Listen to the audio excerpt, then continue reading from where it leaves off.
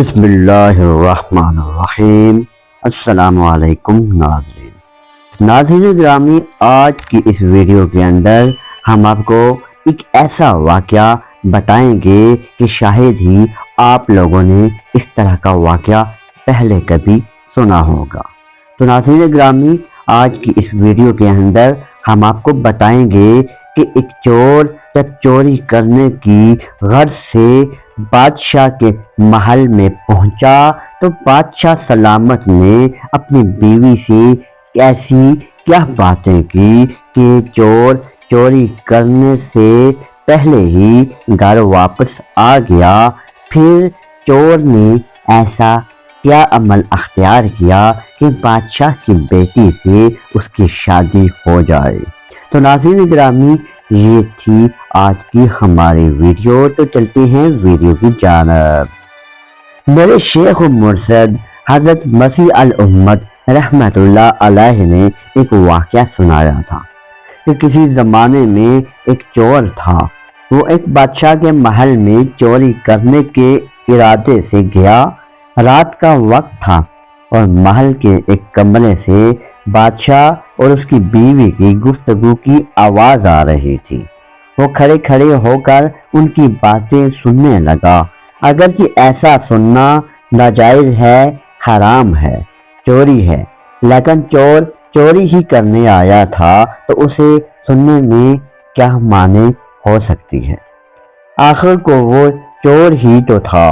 تو اس نے سنا کہ بادشاہ اپنی بیوی سے کہہ رہا تھا کہ اس کی بیوی ہاں میں ہاں ملاتی رہی کہ میں اپنی بیٹی کی شادی ایسے آدمی سے کروں گا جو نہایت متقی اور پرہیزگار ہوگا، جو بہت اللہ کا ولی ہوگا۔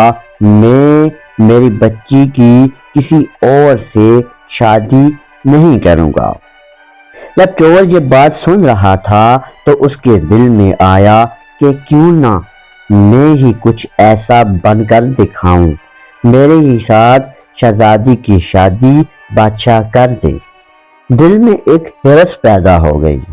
اب وہ چور تو چوری کو بھول گیا، لیکن دھوکے پر اتر آیا اور گھر میں جا کر بہت دیر تک سوچنے لگا کہ کس طرح میں اس بات میں کامیاب ہو سکتا ہوں۔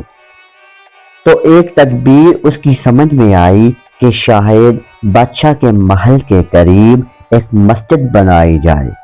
اس مسجد میں جا کر بزرگانہ لباس پہن کر اور ان کی وضاحت اختیار کر کے وہاں دن رات عبادت میں مشغول ہو کر بیٹھ جاؤں تو تھوڑے ہی عرصے کے بعد یہ بات بادشاہ تک پہنچ جائے گی کہ کوئی آدمی یہاں ایسا متقی اور پرہیزگار ہے جو دن رات اللہ کی عبادت میں مصروف رہتا ہے۔ تو ہو سکتا ہے کہ بادشاہ کی نگاہ کرم انتخاب میرے اوپر بھی پڑ جائے اور میں چن لیا جاؤں اور شہزادی سے میری شادی ہو جائے۔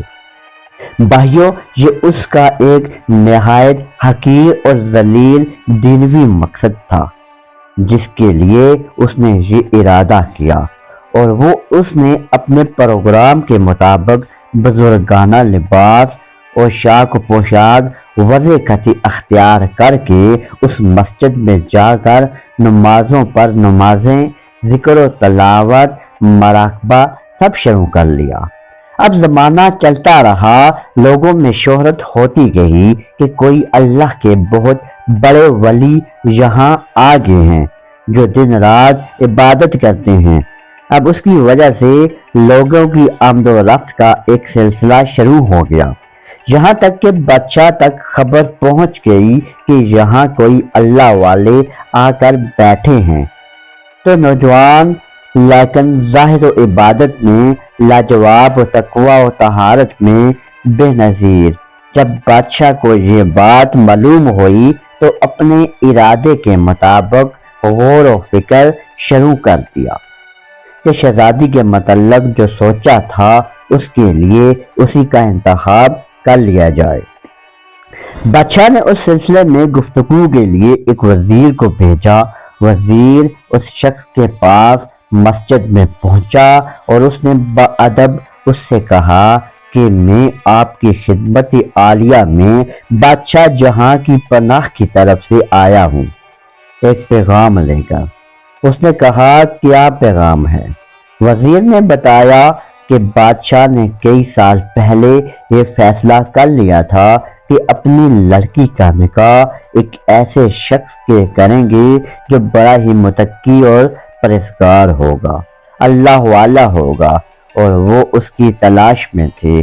اب جو نظر گئی تو نظر انتخاب آپ پر آ کر رک گئی، لہذا بادشاہ نے مجھے بھیجا ہے کہ اس سلسلے میں آپ سے گفتگو کروں۔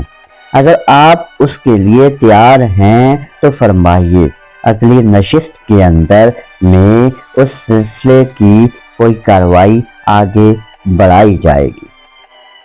جو شخص جو دراصل اسی تمنا و آرزو میں یہاں آ کر بیٹھا تھا وہ بہت دیر تک یہ وزیر کی باتیں سنتا رہا۔ اس کے بعد اس کی آنکھوں سے آنسو جاری ہو گئے۔ وزیر نے پوچھا کہ کیا بات ہو گئی تو کہنے لگا کہ آج جو پیغام لے کر آپ آئے ہیں یہ پیغام مجھے منظور نہیں۔